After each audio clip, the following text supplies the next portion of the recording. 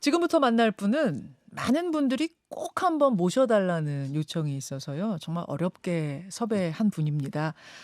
현재 6주째 베스트셀러 1위를 하고 있는 책이 있습니다. 세이노의 가르침이란 책인데 자수성가로 1,000억 원대 자산을 모은 필명 세이노 작가가 2000년부터 온라인상에 올렸던 쓴소리, 신문 칼럼 이런 것을 모은 책이에요. 서점에서 판매도 하지만 그냥 보고 싶은 사람은 보라고 무료로 책 원본 파일을 온라인에 공개했습니다. 주된 내용은요. 부자가 되고 싶어하는 젊은이들에게 건네는 조언인데 단순히 어떻게 재테크해라, 어떻게 투자해라 그런 게 아니고요. 삶에 대한 조언이 담겨 있습니다. 근데 이 세이노 작가는 이미 20년 전부터 유명 인사였는데 단 한 번도 긴 방송 인터뷰를 한 적이 없습니다. 그래서 많은 분들이 뉴스쇼가 섭외를 해 주십시오 요청을 하셨어요. 저희가 세이노 작가하고 접촉을 했더니 지금 이 시점에서 이야기하고 싶은 주제가 한 가지 있다. 이렇게 전해 오셨습니다. 지난 2월에 나온 곽상도 전 의원 50억 무죄 판결. 여기에 주목하고 있던 겁니다. 저희는 좀 의외였는데요. 자, 오늘 인터뷰 처음으로 방송 인터뷰에 나선 분. 세이노의 가르침 세이노 작가 만나보겠습니다. 작가님 어서 오십시오. 예, 안녕하세요. 안녕하세요. 지금도 목소리가 나가는데 얼굴은 좀 안 나갔으면 한다 하셔가지고 저희가 카메라를 코 밑으로 이렇게 지금 잡고 있습니다. 아니 제가 자료를 쭉 찾아보니까 한참 전에 한 10초 정도 한 문장 정도 어느 방송에 인용된 걸 제외하고는 방송 나가신 적이 없으시더라고요. 예, 없어요. 없습니다. 왜 얼굴 공개도 안 하시고 방송 인터뷰도 잘 안 하세요? 제일 큰 이유는 프라이버시 침해가 싫어서 그렇습니다. 그러니까 신원을 공개하고 그렇게 되면은 아무래도 체면도 좀 챙겨야 될 것이고 예? 글 쓸 때. 욕하고 싶은 사람한테 욕도 못하고 그러니까 필명으로 글을 쓰면은 이제 어떤 것도 눈치 볼 필요도 없고 오히려 아주 솔직하게 모든 걸 다 쓸 수 있지 않겠습니까? 그거 더 훨씬 더 좋다고 생각합니다. 나를 감춰야 그냥 솔직하게 쓴소리도 아무 얘기나 거침없이 할 수 있으니까. 그다음에 제가 명예심이 있는 것도 아니고 제가 원래 신원이 알려진다 그래가지고서는 다른 사람들은 어떤 인기나 이런 거를 좋아할 사람들은 좋아하겠지만은 저 같은 경우는 저는 그게 전혀 관심이 없어서 그냥 필명으로 하는 게 훨씬 더 좋지 않느냐. 죽을 때까지 아마 필명으로 그냥 하다가 죽을 것 같아요. 돌아가실 때까지 필명 세이노입니까? 네, 그렇습니다. 아니 근데 세이노는 보니까 영어로 say no, 노라고 말해라 그 say no 들으라고요. 예, 맞습니다. 예, 어떻게 필명을 say no로 정하셨어요? 그게 23년 전에 동아일보사에서 이제 컬럼 연재를 했었을 때 연재를 부탁을 하면서 제가 필명으로 하고 싶다 그랬더니 필명을 뭘로 하시겠어요? 물어보더라고요. 근데 거의 순간적으로 제가 나온 말이 세이노로 합시다. 생각하거나 순식간에? 5분의 시간도 안 돼서 제가 그냥 세이노로 했으면 좋겠습니다라고 전달을 했어요. 그럼 평소에 그 생각을 하셨던 건가 봐요? 그게 세상 살아가면서 제가 느꼈던 게 왜 사람들이 저렇게 생각하고 저렇게 행동할까 하는 의문점들을 계속 갖고 있었거든요. 주변이건 먼 거리에 있는 사람이건 근거리에 있는 사람들이건 간에. 그러다 보니까 이제 왜 저렇게 생각을 하고 저렇게 행동할까라는 거에 대해서 저렇게 하면 안 되는데 저런 생각을 하면 안 되는데 그러니까 쭉 현재까지 당신네들이 믿고 행동하는 것들은 전부 다 거짓이다. 그러니까 노라고 말해라. 세상에 그 어떤 상식으로 믿고 있는 것들은 관습들, 믿고 있는 것들이 잘못된 관행들에 대해 노라고 말할 줄 알아야 한다. 그런 뜻에서 제가 그냥 필명을 갖다 5분도 안 돼서 지었죠. 그때부터 say no가 되신 거예요. 책 말머리에 보니까 세상에 전하는 글을 쓸 때 그 어떤 이득도 추구할 의사가 없다. 이렇게 못 박아 두셨고 실제로 글을 뭐 서점에서 판매도 합니다만 무료로 공개를 하셨어요. 원본 파일을. 아, 그게 처음부터 이 글을 써서 뭐 유명세를 알린다거나 돈을 번다거나 이런 생각은 진짜 티끌만큼도 한 적이 없어요. 그 이유가 20대 초에 제가 굉장히 힘들었던 시절이 있었는데 예. 그 당시에 이제 어느 고교생에게 영어 과외 지도를 했었습니다. 예. 근데 어떤 다른 집에서 2만 원을 더 줄 테니까 옮겨달라. 근데 그 집에서는 사실 생활 수준이 그 당시로서로 봤었을 땐 그 2만 원도 큰 금액이었어요. 그러다 보니까 마지막 수업을 하고 떠나는데 그 여학생하고 이제 어머님이 예. 저를 진짜 슬픈 눈으로 바라보더라고요. 그때 당시에는 별로 그냥 기분이 별로 안 좋다 이 정도였지 마음에 심하게 남질 않았는데. 왜냐하면 2만 원씩이나 더 주는 데가 있으면 뭐 똑같은 시간 가르치는 거니까 옮길 수 있으니까. 저도 당연히 그게 당연하다고 뭐 생각을 나쁜 했었는데. 일은 아니죠. 예. 그때 당시에 뭐 절로 뭐 마음에 이렇게 크게 상처를 받거나 제가 예. 그런 건 없었어요. 그런데 30대 중반이 되면서부터는 네. 경제적으로 안정을 좀 빨리 했거든요. 예. 그때부터는 그 눈동자가 계속 생각나는 거예요. 그 여학생하고 어머님의 눈동자가 되게 슬퍼했던 눈동자가 그게 아예 마음에 진짜 굉장히 크게 박히더라고요. 2만 원을 더 주는 집으로 선생님을 뺏겨야 했던 네. 그 학생과 그 부모의 심정이 어땠을까 이런 네, 생각. 맞습니다. 그래서 그때부터 그러면은 그러면 어떤 그때 원칙을... 그러면서 그게 아주 가슴에 응어리로 확 박히고 나서부터는 예. 내가 이 세상에서 직원을 상대로 하건 누구를 하건 간에 예. 뭔가 가리킬 때는 절대 대가를 받지 말자. 그게 지금 벌써 한 30년 됐네요. 그게 원칙이시다 보니까. 그거 원칙입니다. 책도 엄청 두껍던데 그냥 두꺼운 책도 그냥 보실 분은 무료로 보십시오. 이렇게 된 거예요. 근데 그게 재본하고 뭐 프린트하고 그럴 아마 사시는 게 나을 거예요. 뭐 오늘 이제 곽상도 전 의원의 판결문을 뭐 200페이지짜리를 다 읽고 오셔서 꼭 좀 세상에 하고 싶은 이야기가 있다고 하셨는데 그 전에 잠시만 작가님 한 20년 넘게 온라인상에서 뭐 글 쓰고 또 컬럼 쓰고 활동하시면서 가장 많이 들으셨을 질문이 어떻게 하면 저도 부자가 될 수 있습니까? 그 질문이시죠. 그렇죠. 그렇죠. 네. 그렇죠.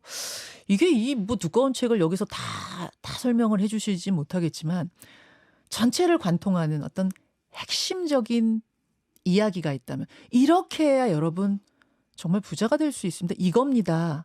해주실 수 있는 몇 가지가 있을까요?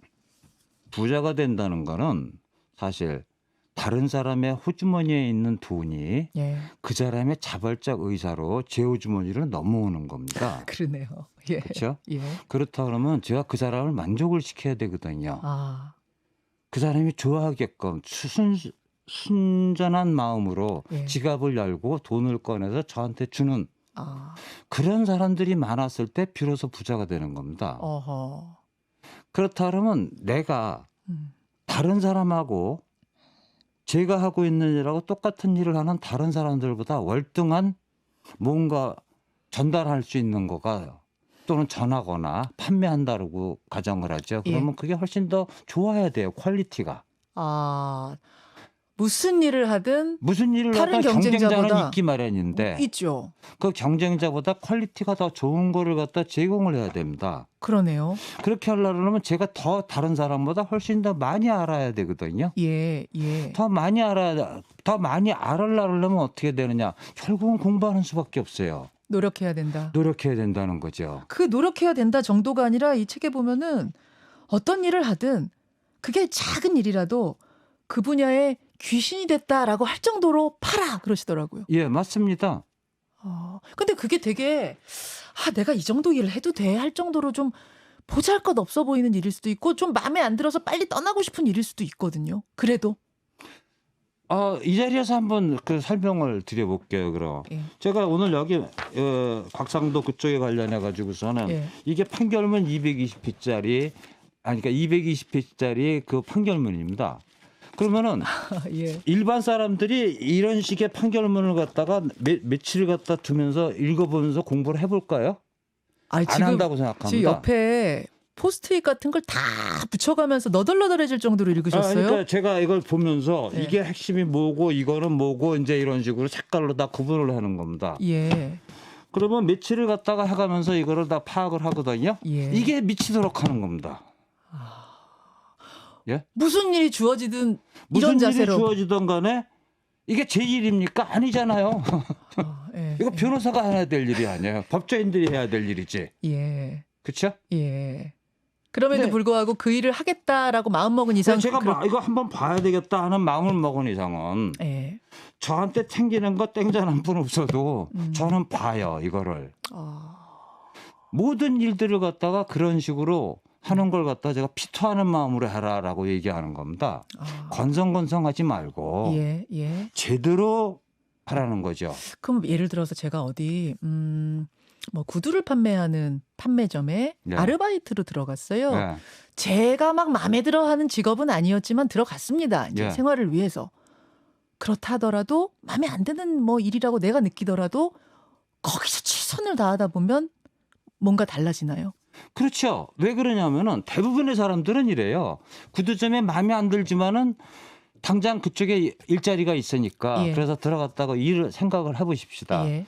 그러면은 대부분의 마인드들은 이렇습니다. 내가 지금 하고 있는 거는 임시직이야. 그렇지. 난 1, 2년 지난 다음에 좋은 직장으로 가고 싶은 사람이야. 그렇죠. 내가 여기서 무슨 이걸 구두의 그 가죽의 종류라든가 이런 걸 다 한다고 해서 무슨 덕이 되겠어. 월급을 다 받겠어. 시급을 다 받겠어. 이러고서 안 한다는 거죠. 그럴 수 있어요. 예? 예. 그러다 보니까 주인의 입장에서 생각해 볼 때, 예. 경영자 입장에서 볼 때는 걔가 다른 사람보다 나은 게 하나도 없습니다.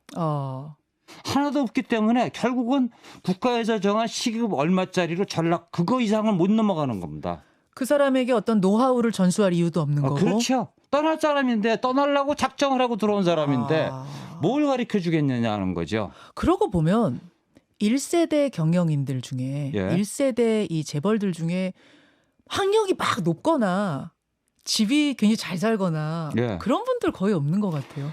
세상에 전 세계 백만장자들을 봤었을 때 예. 공부 잘하고 학벌이 좋은 네. 분들은 30~40%도 안 됩니다. 60에서 70%는요 전부 자수성가예요. 그래. 밑바닥부터 기어 올라온 사람들이죠. 그러고 보면 삼성의 이제 이병철 회장이 쌀가게를 했죠. 아니요, 쌀가게인가 무슨 뭘 했어요. 예. 쌀가게는 현대고. 그렇구나. 뭐 현대 정주영 회장이 처음부터 내가 쌀가게 점원이 내 최종 목표야 이러고 시작하신 건 아닐 거 아니에요. 그러니까 우연히 하다 보니까. 그렇지만 열심히 다 했어요. 예, 최선을 다하는 거죠. 최선을 다한다는 게 진짜 마음 깊은 곳에서 우러나야 됩니다. 그게 오늘 하루 뭐 이렇게 알랑알랑거린다는 말이 있지 않습니까? 우리말에서. 예. 그렇게 가서 잡히는 태도가 아니에요. 진짜 최선을 다해야 돼요. 최선을 다하려면은 모든 문제점들을 다 파악을 해야 됩니다. 그걸 파악을 안 하면은 예.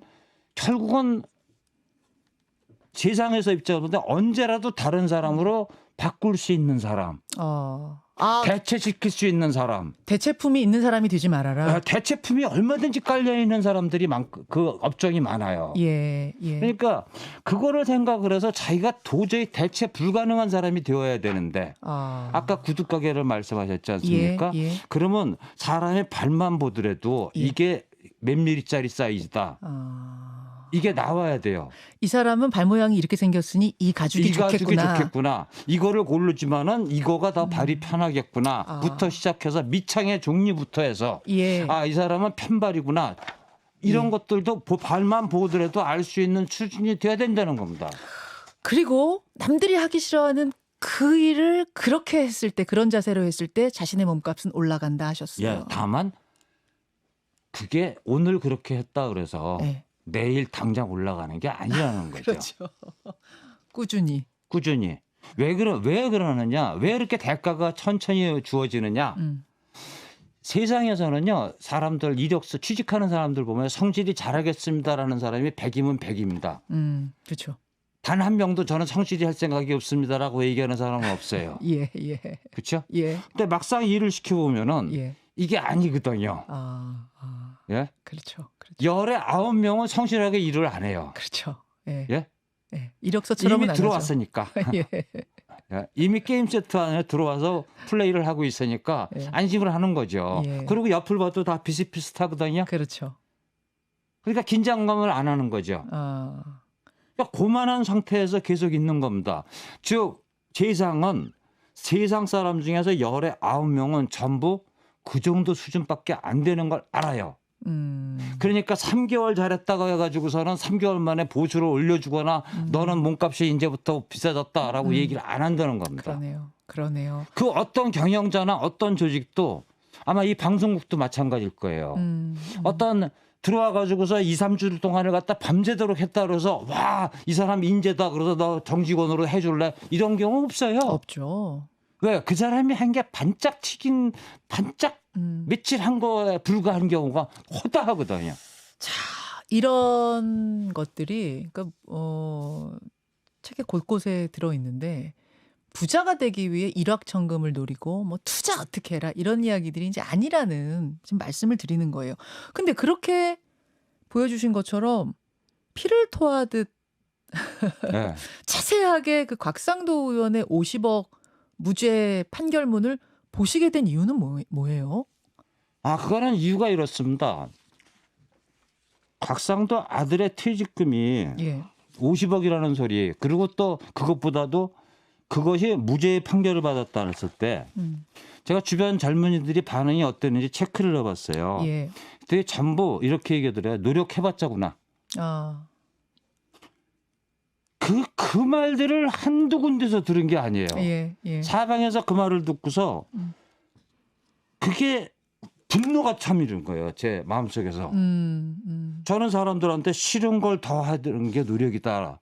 노력을 하면 반드시 대가를 받는데 다만 대가를 받는 시간이 좀 오래 걸린다. 천천히 오게 돼 있다. 이런 식으로 얘기하는데 제가 아무리 그렇게 외친다 그래도 한쪽에서는 50억 퇴직금을 순식간에 받아요. 이거는 결국은 제가 말하는 메시지를 갖다 쓰레기통에다 처박는 거나 마찬가지라는 생각이 드는 겁니다. 선생님의 메시지가 세이노의 가르침이 부정되는 것 같은 느낌 받으신 거군요. 이 책 읽으면 뭐하냐 이거죠. 한쪽에서는 50억 뇌물이 들어오는데 수레바퀴의 수레가 천천히 돌지만 가속이 붙기 시작하는 순간이 반드시 온다 그렇게 쓰셨는데 그렇습니다. 그렇죠. 대신 천천히 돌아가는 기간이 좀 고통스럽더라도 참아라라고 하셨는데 이 사람을 보니까 수레가 막 처음부터 가속이 붙는 그래서 참을 수가 없으셨어요. 그래서 화가 났고 그게 세상 사람 젊은 사람들에게는 기울어진 운동장이라는 거죠. 그 기울어진 운동장을 나라도 1mm라도 좀 바로잡는 노력이 필요하지 않겠느냐. 그래서 판결문을 파기 시작하셨어요. 판결문을 파기 시작했고 제가 판결문을 공부한 지가 30년이 넘었기 때문에 그러세요? 저는 평범하게 이걸 판결문을 이번에 처음 본 게 아니에요. 각종 판결문을 다 그렇게 보세요? 각종 판결문들을 갖다가 그냥 사업을 많이 하지 않습니까? 그러면 소송도 많이 하게 되고 소송 30번 이상 했어요. 근데 다 스스로 하셨어요? 변호사랑 같이 하시더라도? 변호사를 처음엔 믿었었는데 제가 책에도 썼어요. 30년 전에 처음에 본격적인 소송을 했었을 때 변호사를 믿고서 했었는데 그게 굉장히 실망스러운 결과를 가져온 거예요. 그래서 변호사하고 굉장히 싸웠던 얘기도 제가 책에 썼어요. 그게 이제 무역에 관련된 재판이었거든요. 그런데 그 다음부터는요. 이건 내가 직접 챙겨야 되겠다. 그래서 판결문 읽는 그래서 법을 공부가 그때부터 시작된 거예요. 법 공부를 하셨군요. 알겠습니다. 이쯤 되면 이제 그 많은 독자들이 좀 궁금해할 수 있는 것이 그러면 세이노 선생님의 정치 성향은 어느 쪽이신가? 그런 질문도 꽤 받으시죠. 세상에 대해 논평을 많이 하시는 분들도 많고 근데 저는 사실 정치적으로는 좀 무관심한 편이었고 무관심층? 그러니까 또 우리 편이냐 뭐 저쪽 편이냐 이런 식으로 편가르기는 아주 싫어하고 사실에 근거해서만 판단하는 습성이 있어요. 곽상도 전 의원이 어느 편이냐는 전혀 관심 없어요. 저는. 다만 퇴직금 50억이 정당하냐 아니냐만 본다는 의미입니다. 알겠습니다. 예를 들어서 제가 지금 조선일보에 컬럼을 쓰고 있는데 거기에서 제가 한겨레 기사를 많이 인용을 하거든요. 예? 진보지 보수지 뭐 넘나들면서 다 보신다는 뜻이네요. 아니, 그러니까 제 성향을 보여주는 게 아닌가. 그러네요. 편 안 가른다. 편 안 갈라요. 어느 편에도 저는. 속하지 않는다. 네. 알겠습니다. 베스트셀러 세이노의 가르침의 작가, 세이노 작가 지금 만나고 있습니다. 그러면은 판결문을 보면서 세상에 하고 싶었던 말씀들을 좀 해주시면 좋겠는데요. 200페이지를 다 읽어보신 결과, 파본 결과, 어떤 느낌을 받으셨습니까? 사실상 그 판결문에서 나오는 얘기들은요. 예. 제가 다 경험을 했던 사항들입니다. 아, 그렇습니까? 사업하시면서? 사업을 하면서. 그래서 결론적으로 말씀을 드리면 50억 퇴직금은 곽상도 전 의원의 아들을 매개체로 한 보험이자 명백한 뇌물이지 그 이상도 그 이하도 아니라는 겁니다. 명백하다라는 느낌이 드실 정도였어요. 그 정도죠. 퇴직금 형태로 전달한 건 그게 세금을 가장 덜 떼고 전달할 수 있는 방법이었기 때문입니다. 세금이요? 네, 세금이요. 판결문에서는 전혀 이거를 증여세 관점에서는 전혀 체크를 안 하고 있거든요. 그 이야기를 먼저 그럼 좀 해볼까요? 저는 궁금해지는데 증여세를 줄일 수 있는 방법이기 때문에 이 방법을 뇌물로 택했을 것이다가 무슨 말씀이십니까? 그건 무슨 말이냐면요. 이렇습니다. 예. 우리나라에서 나이가 60이 넘어가지 않습니까? 예. 그러면 누구라도 이제 증여 상속 생각을 하게 되지요. 우리 아이들한테 어떻게 내 이 재산을 세금 좀 덜 내면서 자기는 넘길까? 돌리면서 증여를 할까? 예. 이런 걸 생각하죠. 그렇죠. 그러면은 화천대유에서 어떤 명목으로든지 간에 50억을 곽상도에게 줄 수는 있어요. 네. 왜 법인에서 준다는 건 비용 처리만 하면 되니까. 그렇죠. 그렇죠? 그렇죠. 그럼 곽상도가 만약에 직접 받지 않습니까? 예. 그러면 증여세가 먼저 증여세가 아니라 그거는 이제 어떤 뇌물? 명분으로 했으니까 예, 소득세를 내야 될 거 아니겠어요? 예. 그럼 44% 정도가 소득세를 납부하게 됩니다. 소득세 44%. 예. 그러면 그걸 다시 아들한테 증여하지 않습니까? 예. 그러면 아들이 받은 돈의 40%를 증여세로 내야 됩니다. 증여세 40%. 예. 그러면 결국 50억이 예. 곽상도 본인이 44%는 소득세를 내야 되고 예. 그 소득세 낸 돈을 다시 주게 되면은 40%가 증여세로 날라가요.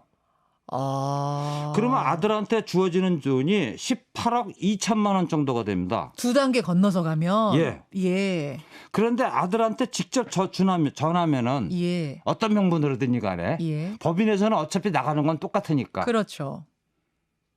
그러면 곽상도가 아들이 직접 받으면은 거기에 관련된 세금만 내면 되거든요. 그래서 받게 되는 게 29억 7천입니다.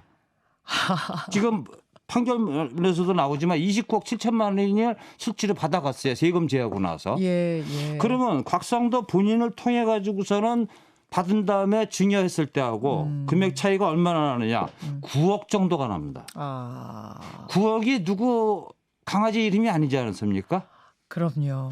9억을 아들한테 더 손에 쥐어주게 되는데 주는 쪽이나 받는 쪽이나 어느 쪽을 택하겠어요? 아들을 통해서 하려는 게 그 사업가가 보거나 자산가가 볼 때는 너무 나빠하는 속셈입니다. 그렇습니까? 아니 곽상도 의원이 또 정치인이니까 직접 주려고 해도 줄 수도 없는 거잖아요.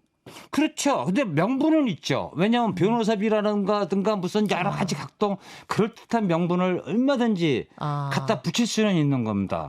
화천대유에서는 전혀 상관없어요. 어차피 50억 나가는 건 50억 나가는 건 똑같으니까. 똑같다는 거죠. 받는 쪽이 문제지. 예. 그러니까 정치인이어서 뭐 꺼린다는 것도 있었겠지만 아마 아들에게 줘서 세금을 줄이려고 그거는 이제 선생님이 사업을 해보셨기 때문에 그 세금 문제라는 게 자산가들에게 얼마나 중요한 건가를 알고 계셔서 더 보이신 걸 수도 있겠네요. 그렇죠. 그다음에 곽상도 의원 같은 경우에는 직접 받을래야 받기가 힘들었어요. 이 문제 말고도. 왜? 그 사람이 그 공직자로서 재산 신고한 거를 한번 보신 적 있어요? 그게 40매덕 정도 될 겁니다. 거기서 예금액이 이미 20매덕이었어요. 근데 이걸 받아가지고 하면은 공직자 신고를 할 때 자산 금액이 확 늘어나는 거예요. 그러네요. 그렇죠? 자산 신고 해야 되니까. 네. 그럼 이 돈이 뭐야? 라고 이제 물어보는 사람들이 있지 않겠습니까? 답변이 궁해진다는 거죠. 또 거기 가서. 그러니까 가장 좋은 방법은 아들이 직접 받게끔 아들을 통해서 받는 게 최고라는 거죠. 자, 그런데 이제 판결문에서는 각상도 전 의원의 아들 곽병채 씨가 50억 원을 퇴직금으로 받을 근거가 있어 보인다. 이렇게 봤어요. 1심 재판부는. 왜냐하면 화천대유에 다닐 때 문화재청의 허가를 이틀 만에 따내는 성과를 보였다. 그렇기 때문에 그 성과에 대한 일단 인센티브의 이 느낌으로 퇴직금을 이렇게 많이 받은 거다. 이거거든요. 그 아버지를 보고 혹은 뭐 아버지가 증여세까지 생각해갖고 아들에게 통해서 뇌물 받은 게 아니고 일을 했다. 이 부분은 어떻게 보십니까? 예를 들어서 아파트를 짓는데 예. 문화재 유물이 나와서 공사를 못할 가능성이 대두됐다고 한번 생각을 해보세요. 예, 예. 이 문제를 어떤 식으로 해야 풀어야 되느냐 이거죠. 경력도 없고 인맥도 없다 그러면은 가장 좋은 방법은 뭐냐면은 예. 정부에서 즉 문화재 관련 공무원들이 예. 제재를 가한다 그러면은 어떤 식으로 제재를 가하는지를 파악하는 게 가장 좋지 않겠어요? 아, 공무원을 통하는 거. 야, 공무원들이 어떤 식으로 이거를 갖다가 보고 그러니까 권한이 공무원들한테 있으니까. 아, 그렇죠. 그렇죠. 그렇죠? 문화재. 예. 그러면은 그런 사례들을 갖다가 먼저 가지고 있게 되면은 네. 어떤 식으로 처리를 해야 이 문제가 빨리 풀리겠구나 하는 걸 배울 수 있습니다. 아. 제가 이걸 단언하는 거는 예. 저도 그 똑같은 경험이 있거든요. 그러니까 사업하시면서 느꼈던 경험들이 예. 있어서. 예를 들어서 뭔가를 허가를 받아야 되는데 예. 그 허가를 갖다 신청하는 서류를 어떻게 해야 되는지조차 제가 몰랐었을 때입니다. 예, 예. 30년 전이에요. 예. 저는 아무것도 모르니까 근데 이거 허가를 받고 싶어요. 예. 그래서 제가 했던 수법이 뭐냐. 담당 공무원한테 예. 예전에 너희가 허가 이거 신청을 받았던 재벌급 회사가 있는데 걔네들이 어떤 식으로 서류를 꾸몄었는지 그리고 왜 떨어졌는지 예. 그거 서류 좀 복사해 달라 그랬어요. 그게 한 20cm 정도 됐었습니다. 서류 두께가. 예. 예. 그거 보고서 고스란히 베끼면서 그걸 보고서 아 우리는 어떻게 해야 이걸 허가를 받겠구나 하는 걸 배웠거든요. 예, 예. 제가 이미 경험한 거예요. 무슨 말이냐면은 문화재 담당 공무원들이 어떤 식으로 제재를 가하고 어떤 경우에는 제재가 없는지를 누구라도 제일 많이 아는 사람들 아닙니까? 그렇죠. 그렇다고 해서 그걸 일일이 가서 물어볼 수도 없고. 그런데 곽상도 씨가 뭐였었어요? 문화재 담당 관련 국회의원이었습니다. 문화재 관련된 곳에 이제 소관 국회의원이었죠. 그렇죠. 네. 즉 그렇다 그러면은 대장동 아닌 동네들에 대해서 어떤 식으로 진행이 됐었는지에 서류들이 쫙 있을 거 아니에요. 예. 담당자들한테는. 예. 그걸 아버지가 국회의원인데 그 자료 하나 못 뒀겠어요. 그 자료들을 쭉 받아가지고서는 한다 그러면은 얼마든지 방법론이 나오는 겁니다. 사업하는 입장에서는. 즉 유물이 아닌 지역을 녹지에 포함시켜서 사업 구간을 바꿔치기 하는 방법을 썼던데 그게 20대의 아들 곽병채 씨가 혼자서 했다고 생각을 한다는 건 그건 말이 안 된다는 거죠. 누군가가 자료를 준 겁니다. 예. 단적으로 얘기해서 아버지가 지위를 이용해서 받은 자료들을 기준으로 해서 아들과 화천대유가 거기에 맞춰서 일한 걸로 예. 추정할 수 있지 않겠느냐 이거죠. 이게 무리한 생각이냐라고 저는 생각하지 않거든요. 아버지와의 직무 연관성이 반드시 있었을 것이다. 그렇죠. 그 자료를 아버지 통하지 않고 뭐 20대 젊은이지만 직접 받을 방법은 없는 건가요? 그렇게 빠르게는 안 되나요? 제 경험상으로 해서는요. 예. 그런 자료들을 갖다가 그게 공공자료라고 보질 않거든요. 공공자료라는 거는 모든 국민이 접근할 수 있는 자료입니다. 그렇죠? 예. 그리고 공직자들은 대부분 이런 식의 허가라든가 이렇게 민감한 문제들은 네. 절대로 외부에 노출시키지 않으려고 하는 습성이 있어요. 아버지의 힘이 아니었으면 그렇게 빨리 이 문제가 해결되지 않았을 거라고 보시는 거예요. 예, 공직자들은 있죠. 그 공무원들 같은 경우에는 예. 소관 부처에 국회의원이라 그러면은 사실상 거의 왕입니다. 공무원들에게. 예. 그런 현실적인 것도 다 생각을 했었어야 되는 것이다. 예. 또 하나는 곽상도 아들 의원 곽병채 씨가 화천대유에 들어간 시점이 예. 아버지가 국회의원 출마 전이기 때문에 예. 입김을 넣을 수 없다. 즉 그래서 관련이 없다라고 판결문이 또 본 부분이 있거든요. 이건 어떻게 생각하세요? 판결문을 보면서 제가 좀 답답해지는 건 뭐냐면 어떤 행위가 있고 나서 어떤 행위가 일어난 시간하고 예. 그 행위와 관련돼 있는 국회의원 곽상도의 그 위치하고 예. 시점이라든가 이런 걸 굉장히 많이 따져요. 예. 즉 시차가 있다는 걸 갖다가 이제 시차가 있으니까 아니지 않느냐라는 식으로 생각을 하는데 예, 예. 제가 거기에 대해서 이제 그 말씀드리고 싶은 거는 이거예요. 사업가는 그 어떤 사업가라도 고위공직자가 지금 현역이냐 아니냐. 예. 현역이 아니더라도 미래의 현역으로 등장할 가능성이 10%라도 있다. 그러면은 자기 편으로 미리미리 만들려고 해요. 예. 이거는 뭐 재벌집 막내 아들인가 거기서도 잘 나오대요. 예.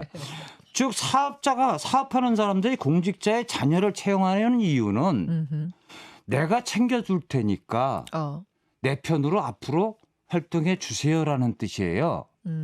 아니 뭐 그 아들이 진짜로 능력이 있어서 채용했는데 어쩌다 보니 뭐 유력자의 아들 이랬을 수는 없는 거예요. 그렇다 그러면은요. 그 말씀을 이제 그 사람이 진짜 괜찮은 사람이다. 모르고 채용했는데. 그렇지. 그럴 가능성은 제로예요. 전적으로 얘기해서 제가 그 곽상도 아들이 다녔던 학교에 교수들도 압니다. 아하. 그게 원주 캠퍼스인데 거기 담당 교수들도 제가 다 알아요. 사실은. 그 얘기는 제가 원래 얘기를 안 하기로 했는데 말이 나오다 보니까 이런 거 나오게 됐는데 공직자의 자녀를 갖다가 사업가가 이렇게 채용을 하는 이유는 딴 거 아무것도 없어요. 내가 당신 아들, 딸 챙겨줄 테니까 내 편으로 계속 활동해 주세요라는 뜻 이외에는 전혀 없습니다. 그것뿐이에요. 그러니까 무슨 큰 기업에서 뭐 공채로 여러 명 뽑는다든지 이런 경우가 아니라면 특히 이렇게 어떤 사업을 할 때 프로젝트를 꾸려서 할 때 공직자 자녀 채용할 때는 그런 의도가 있다 그 말씀으로 이해하면 됩니까? 그렇죠. 공직자 입장에서는 지금 당장 대가를 지금 달라는 게 아니에요. 아들을 먼저 집어넣어주면은 내가 앞으로 미래에 무슨 일이 생겼을 때는 커버해 줄게. 보험. 예, 보험이죠. 그래서 자식을 먼저 취업시키는 거고. 알겠습니다. 알겠습니다. 50억 퇴직금이 입금된 시점. 이 시점을 따져봐도 판결문에서 납득이 안 가는 부분이 있다. 저희에게 그러셨네요. 제작진에. 이건 어떤 말씀이세요? 판결문에서는 이렇게 얘기 나와요. 아들한테 돈이 입금된 시점. 입금이 먼저 됐잖아요. 두 부자가 대화를 한 걸로 나옵니다. 전화상으로. 뭐라고 대화를 하죠? 무슨 얘기인지는 그 판결문에서 안 나왔어요. 그렇습니까? 그리고 그 다음에 아들이 은행에 접속을 해봤다. 즉 아들하고 아버지가 대화할 당시에 퇴직금 이게 돈이 들어온 거를 알고서 한 것 같지는 않다라고 얘기가 나옵니다. 그 점에 대해서 제가 이해가 안 가는 게 있어요. 네. 어떤 부분일까요? 요새는 돈이 입금되지 않습니까? 그럼 문자가 짝짝 들어옵니다. 그렇죠. 그렇죠? 네. 근데 문자 얘기는 전혀 없어요. 판결문에서. 그러네요. 또 하나 28억 정도가 드는 돈이 입금을 하는데 세금 제하고 나서 그거를 당사자한테 얘기 안 하는 경우가 있습니까? 미리 회사에서? 얘기하겠죠. 당연히 하죠. 그렇죠. 그런데 어떻게 그 판결문에서는 먼저 아들 계좌로 퇴직금이 입금된 후에 아들이 아버지랑 통화할 당시에 그걸 입금된 사실을 모르고 했었을 가능성이 있다고 보는 겁니다. 그것도 이해가 안 간다. 아들은 모르고 있었을 거다는 얘기거든요. 그러니까 저는 그게 도저히 제 상식으로서는 도저히 이해가 안 가요. 그렇게 거금이 입금되는데 회사에서 전화 한 통 안 하느냐 이거죠. 며칠 전에라도 했었을 거고. 그 퇴직금이 그렇게 많은 돈이 들어가는데 그러니까 미리 알려주지 않았을 가능성이 어떻게 있겠느냐. 결국 이거는 아버지, 아들, 회사 다 암묵적으로 다 알고 있었을 거라는 겁니다. 그래서 뇌물이었을 가능성이 있다. 그렇게 지금 말씀을 하시는 거군요. 이거는 뭐 많이들 지적이 된 부분입니다만 이제 액수가 상당히 많았던 부분. 이 액수에 대해서도 뭐 이 사람이 한 성과를 생각하면 이렇게도 받을 수 있다라는 게 지금 이제 곽상도 의원 측 주장이고 화천대유 측 주장이고 1심 판결문은 그 부분도 그렇게 본 것 같거든요. 그건 어떻게 보세요?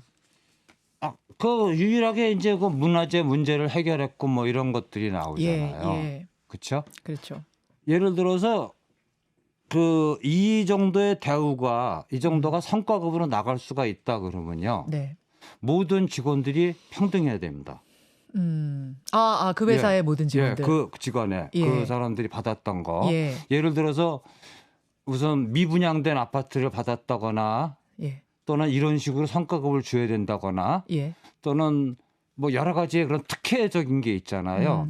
그런 걸 하려고 그러면은 세법을 해서 봤었을 때는 그게 얼마만큼 공평성을 가지고 있느냐는 거를 보게 됩니다.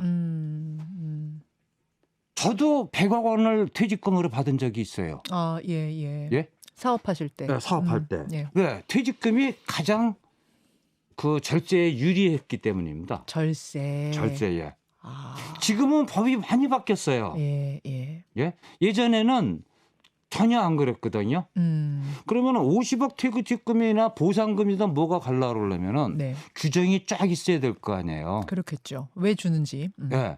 그렇게 했었을 때 원칙이 뭐냐면 그 제가 50억 퇴직금을 받았을 때를 얘기를 할게요. 먼저 나갔던 선임으로 나갔던 이사급들이라든가 임원들한테 과연 원칙대로 줬느냐는 겁니다. 그 원칙을 저한테 적용을 시켜서 받으면 제법적으로 문제가 없어요. 근데 저 혼자만 했다 그러면 얘기가 틀려집니다. 그리고 그때 당시에 주의할 게 뭐냐면은 앞으로 이렇게 할 거라고 계획이 적혀 있다. 이건 전부 쓰레기입니다. 제법에서는. 앞으로 할 거라고 해서 준다라는 거는? 아니야. 그러니까 다른 사람한테도 이렇게 할 거예요. 앞으로 할 것이다. 예를 들어서 아들한테 이만큼을 했습니다. 근데 물어보는 거죠. 이게 정당한 거냐? 근데 여기 서류를 보십시오. 우리 계획이 이렇게 돼 있어요. 앞으로 앞으로도 다 똑같이 해줄 거예요. 이거는 세법에서 봤을 땐 쓰레기예요. 이런 걸 인정을 못 한다는 겁니다. 예를 들어서 거기 직원들이 미분양 아파트를 받았다. 그걸 현재 시가로 계산을 하면 안 되겠죠. 받았었을 때 가격 그대로 해야 되죠. 그렇죠? 그런 거 하고 이걸 비교를 해가지고서는 이거 50억 퇴직금이 뭐 공사비를 절감을 해줬기 때문에 한 거다. 이거는 제가 생각할 때는 서류를 꾸밀 때 변명거리를 그럴듯한 걸 너무나 잘 만드는 겁니다. 실제로 거기 참여한 사람들이 전부 법률가들이 너무 많아요. 그렇죠? 김만배 씨가 뭐예요, 직업이? 김만배 씨는 경제 기자, 쪽에 법조계 기자 아닙니까?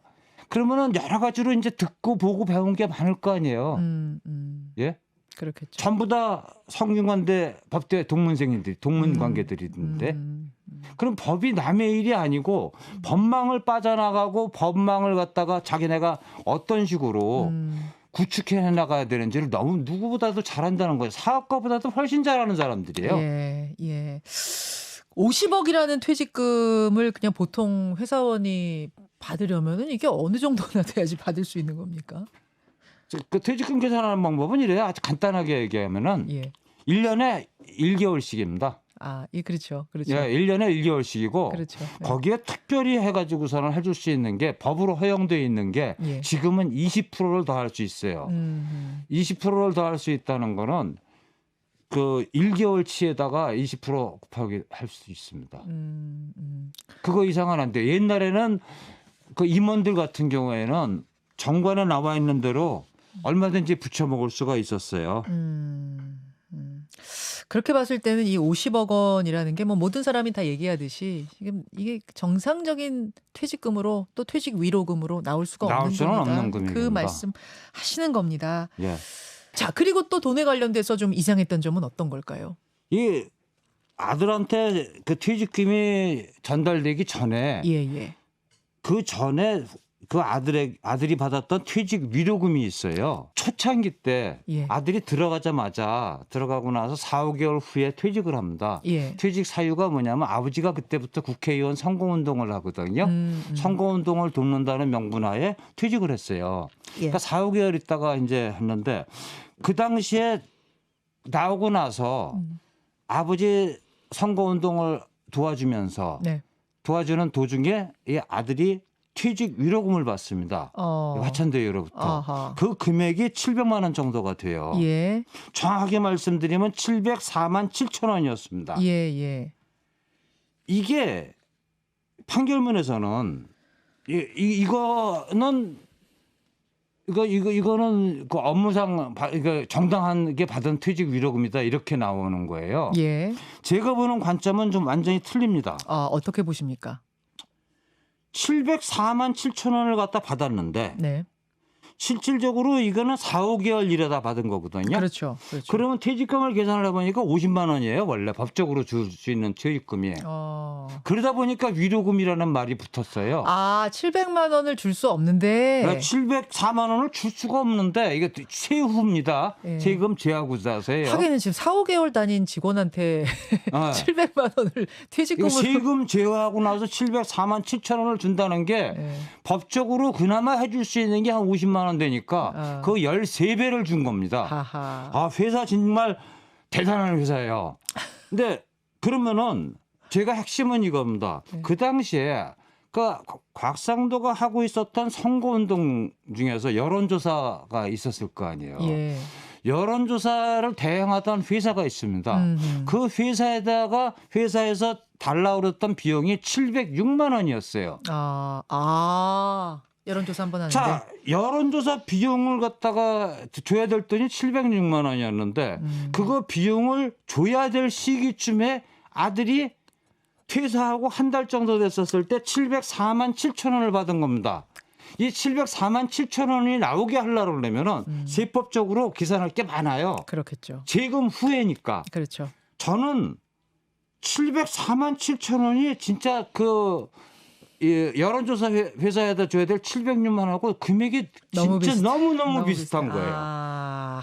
거기를 보셨군요. 이거를 판사님들은 전혀 눈치를 못 챈 것 같은데 이게 수상하다는 거예요. 어쩜 그렇게 절묘하게 비슷한 금액이냐 이거죠. 그러면은 이게 보세요. 판결문에서 이렇게 나옵니다. 아들이 704만 7천 원을 받았어요. 예? 근데 그 아들이 그 돈 가지고서 여론조사 비용 그 여론조사 회사에다가 돈을 나눠서 보내줘요.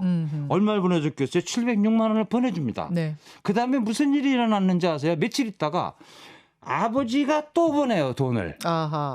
왜 또 보내요? 아버지가 돈을 또 보내요. 그러니까 그 여론회사에서는 이중으로 들어왔으니까 전화해가서 또 다시 아버지한테 보내줘요. 송금을 합니까? 송금을 해줘요.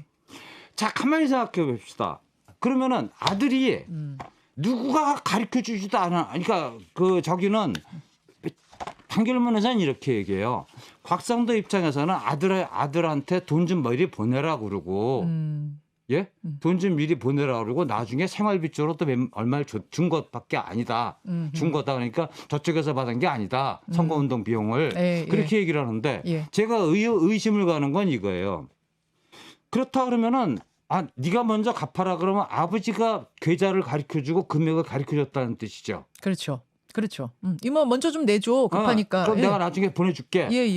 근데 아버지가 또 보내요. 그렇죠. 이건 말이 안 된다는 거죠. 그렇죠? 아버지가 또 보냈다고 돈을. 그게 판결문에 나와요. 근데 같이 선거운동을 하다 보면 선거운동원으로 뛰고 있으니까 여론조사 기관에서 선거운동원인 아들한테 좀 빨리 보내주세요 이랬을 가능성도 있지 않을까요? 자, 그렇다 그러면은 선거운동을 하는 도중에 아들한테 네가 좀 먼저 보내달라고 누군가가 계좌를 가르쳐줬을 거 아니에요. 그렇겠죠. 받는 쪽에.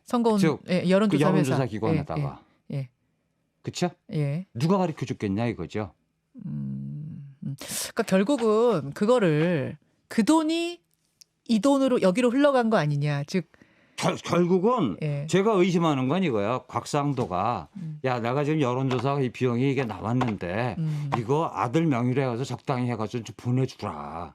이 얘기가 정말 없었겠느냐 이거죠. 결국 그 부분은 검찰이 밝혀내야. 그렇죠. 그걸 밝혀내야 판사는 그걸 보고 판결할 수 있는 거거든요. 그렇습니다. 그 부분을 못 밝혀내면 예. 조금 전에 제가 이제 반론 제기한 것처럼 아니 이렇게 여기서 알려줘서 제가 이게 들어와서 그냥 보냈어 이럴 수도 있는 거니까. 예. 그걸 밝혀내야 되는데 그걸 못 밝혀냈으니까 이렇게 무죄 판결이 났겠군요. 그러니까 그 못 밝히는 거에서 놓치는 것들이 많다는 거예요. 이 704만 얼마하고 그 706만 원하고 이거의 차이점에 대해서도 검찰이 이거 눈치를 못 챘지 않았겠느냐. 눈치를 못 챘거나 뭐 눈치를 챘는데 봐줬거나 둘 중에 하나겠죠. 그럴 수도 있겠죠. 예, 그러니까 결국은 그렇게 부실한 수사가 이루어져서 그 조사 결과로 재판을 하니까 재판은 무죄가 될 수밖에 없었던 게 아니냐. 이게 뭐 제가 검사가 아니니까 재부장은 모르겠어요. 다만 제가 이런 얘기 말씀을 드리는 거는 앞으로 향후 조사에서 또는 판결에서 네. 아 이렇게 보는 사람도 있구나. 예, 그거를 좀 그 배려를 해가지고서는 예. 반영을 하면 훨씬 더 공정한 사회를 만드는데 이바지하지 않을까 맞습니다. 싶은 겁니다. 많은 분들이 그런 문제를 지적하셨고요. 그래서 지금 검찰도 다시 수사팀을 꾸려가지고 재수사를 지금 하고 있다. 예. 또 뭐 국회에서는 특검을 한다. 이렇게 또 예. 얘기가 되고 있는 거 아니겠습니까? 사실은 이제 이번 판결 보면서 와 세상에 부모 찬스라는 게 존재하는구나. 이런 사실을 뭐 많은 젊은이들이 느끼면서 허탈해했어요. 그리고 예. 이번 50억 클럽 이야기가 아니더라도 세상에 참 그 부모 찬스 덕보는 젊은이들이 많다는 생각을 하면서 요새 젊은이들이 살거든요. 어떤 조언을 그 젊은이들께 좀 건네고 싶으십니까? 부모 찬스를 가지고 있는 사람들은요. 실제로 퍼센트로 따져볼게요. 한 1% 정도예요. 1% 정도고 그건 옛날에도 있었어요. 예. 근데 왜 지금은 그렇게 광범위하게 퍼지느냐 거기에 대한 절망감이 예. SNS라든가 전달 수단이 너무 많아진 겁니다. 아, 남이 어떻게 사는지를 볼 수 있는 예, 기회가. 그거죠. 예. 부모 찬스를 구분을 한다 그러면은 저는 이렇게 봐요. 자산 획득의 찬스가 있을 거고 자산 획득의 찬스라는 건 부모한테서 상속이나 증여를 받는 거죠. 세금을 내고. 그렇죠. 이거는 진짜 운 좋은 거죠. 행운아들이 하는 거죠. 예. 이 운을 갖다가 불공정하다고는 얘기를 못 하겠어요. 저는. 또 다른 찬스는 뭐냐면 경쟁에서 이길 수 있는 기회의 찬스입니다. 아, 그렇죠. 문제가 되는 게 바로 이겁니다. 공정해야 될 경쟁에서 기회의 찬스를 사용하게 되잖아요. 네. 그건 결국 백 이용하는 거거든요. 아. 이른바. 네. 백을 이용해 가지고서는 불공정한 행위를 스스로 하는 거나 마찬가지예요. 그렇지 않습니까? 그렇죠. 저는 젊은 사람들한테 가장 강력하게 추천하는 말 중에 하나가 너희가 지금 침뱉는 대상이 너희의 미래 모습이 되지 않도록 노력해라. 젊었을 때 저 꼰대들 왜 저래? 진짜 부패했어. 이렇게 해서 침뱉잖아요. 예. 근데 나이만 들면은 90%는 전부 다 그 모양으로 다 바뀌어요. 아. 예. 부모의 백으로 기회를 잡았다 그러면은 결국 세상이 가증스럽다고 침받는 대상으로 이미 스스로 몰락해버리는 겁니다. 이걸 부끄러운 줄 알아야 돼요. 부모 찬스가 없는 젊은이들한테도 하고 싶은 말이 있어요. 네. 다 이해해요. 시스템부터가 잘못돼서 기울어진 운동장이고 그런데 그런 거는 어느 나라 어느 시대에서 있어 왔는데 체념부터 먼저 하고 기울어짐을 갖다가 핑계로 삼는다 그러면서 자신의 삶을 갖다가 등한시한다 그러면 결국 그건 그 시스템 운동장 바닥 흙 속에 자기 삶을 파묻는 것밖에 안 된다는 겁니다. 거기서 좌절하면. 예. 그래서 정신 차리라고 욕하면서 응원하는 거예요. 예. 정신 차리라고 하면서 예. 좌절하지 마라. 포기하지 마라. 그렇죠. 예. 여러분, 세이노의 가르침의 작가, 세이노 작가와 함께 오늘 이제 곽상도 의원 무죄 판결, 50억 퇴직금 무죄 판결을 중심으로 해서 이 공정하지 않은 세상에 대한 이야기, 거기서도 좌절하지 않아야 된다는 이런 가르침을 주셨는데요. 세이노 선생님, 우리 저 카메라 혹시 보시면서 지금 듣고 있는 많은 젊은이들, 특히 많은 지금 고민을 하고 있는 젊은이들에게 짧게 마지막 가르침 주시죠. 저는 책에서 피보다 진하게 살아라 이 말을 해요. 그게 뭐냐면은 진짜 시간 지나가는 거를 진짜 아깝게 생각을 해야 돼요. 젊은이들한테 하는 게 그런 말을 하죠. 너희들이 그렇게 숭배하고 그러는 젊음이라는 게 도대체 뭐냐 이거죠. 네? 그걸 그 시기에 뭔가를 만들어 놓지 않게 되면 나중에 진짜 고생 많이 하게 되거든요. 진짜로 인생의 주인이 되려고 그러면 정신 차리고 똑바로 살라는 거죠. 가장 문제가 되는 게 뭐냐면 남하고 비교하는 겁니다. 비교하지 않을 때 비로소 길이 보여요. 선생님은 그 시도를 하실 때 젊은 시절 소시적에 그 시도를 하실 때는 너무나 가난한데 남하고 비교를 하면서 좌절을 느끼셨던 거죠? 그 당시에는 뭐 SNS나 이런 게 없었잖아요. 예? 스스로 생각해봐도 비교한다는 게 결국은 이건 내가 아무리 지금 이걸 한다 그래서 내 공간 하나 만들 수 있을까?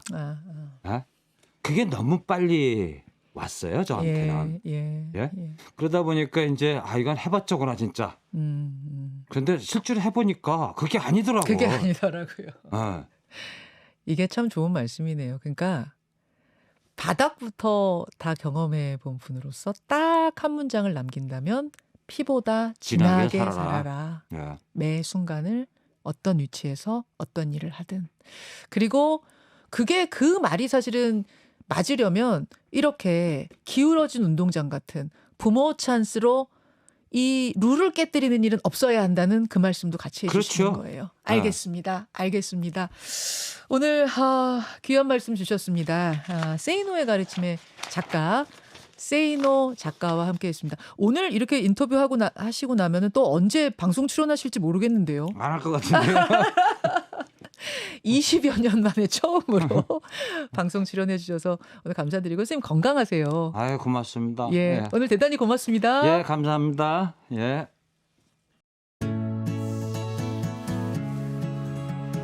김현정의 뉴스쇼는 시청자 여러분의 참여를 기다립니다. 구독과 좋아요, 댓글 잊지 않으셨죠? 알림 설정을 해두시면 평일 아침 7시 20분 실시간 라이브도 참여하실 수 있습니다.